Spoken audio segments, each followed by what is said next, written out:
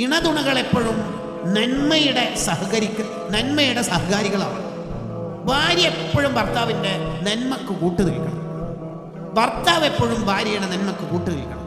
ഞാൻ ചെയ്യുന്ന ലുഹാനിസ്കാരം എൻ്റെ ഭർത്താവ് കൂടി നിർവഹിക്കണമെന്ന് ഭാര്യക്കൊരു നിർബന്ധം കാണും. ഞാൻ മഹാന്മാർക്കൊക്കെ രാവിലെ ഫാത്തി ഓതാറുണ്ട്. അതെൻ്റെ ഭാര്യക്ക് കൂടി പഠിപ്പിച്ചോട്ട് ഓളയും ഇതിൽ പങ്കുചേർക്കണം. അങ്ങനെ വേണം. അങ്ങനെയല്ലേ ശരിക്കും ചിന്തിക്കേണ്ടത്? സിറാത്ത് പാലത്തിൻ്റെ അടുത്തെത്തി നമ്മെ വിളിച്ചിട്ട് പറയാണ്, നിങ്ങൾ ഫാമിലി അടക്കം കയറിക്കോളി. നിങ്ങൾ ഫാമിലിയല്ലേ, 5 മക്കളും ഭാര്യ നിങ്ങളല്ലേ, ടോട്ടൽ 7 മെമ്പർമാർ. ആദ്യം കയറിയത് ഭാര്യ നരകത്തിലേക്ക് വീണുപോകും. പിന്നെ ഓരോ മക്കളെ കയറുകയാണ്. ഓരോ മക്കളും നരകത്തിൽ സിറാത്ത് പാലത്തിൽ വീഴാണ്. ലാസ്റ്റ് നിങ്ങളെ കയറുന്നത് 7ാമത്താണ്. ആലോചിച്ച് നോക്കി, നമ്മുടെ മുന്നിൽ നമ്മുടെ ഭാര്യയും മക്കളൊക്കെ നരകത്തിൽ വീഴുന്നതിനെ കുറിച്ച് ആലോചിച്ച് നോക്കൂ. അങ്ങനെ ആലോചിക്കാൻ വകുപ്പില്ല നമുക്ക്. ഉദാഹരണം പറഞ്ഞതാണ്. അങ്ങനെ ഒന്ന് ആലോചിച്ച് നോക്കി.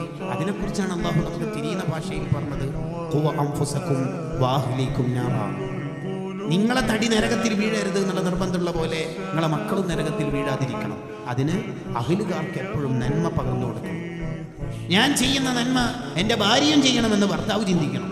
ഭർത്താവ് ചിന്തിക്കണം, എൻ്റെ ഭാര്യയും തഹജ്ജുദിനുണരണം, ഭാര്യയും ദിക്ർ സ്വലാത്ത് ചൊല്ലണം. ഞാൻ ഇന്ന് കേട്ട വഅദിൻ്റെ ശകലം എൻ്റെ ഭാര്യക്ക് കൂടി കേൾപ്പിക്കണം. ഇതാ വേണ്ടത്.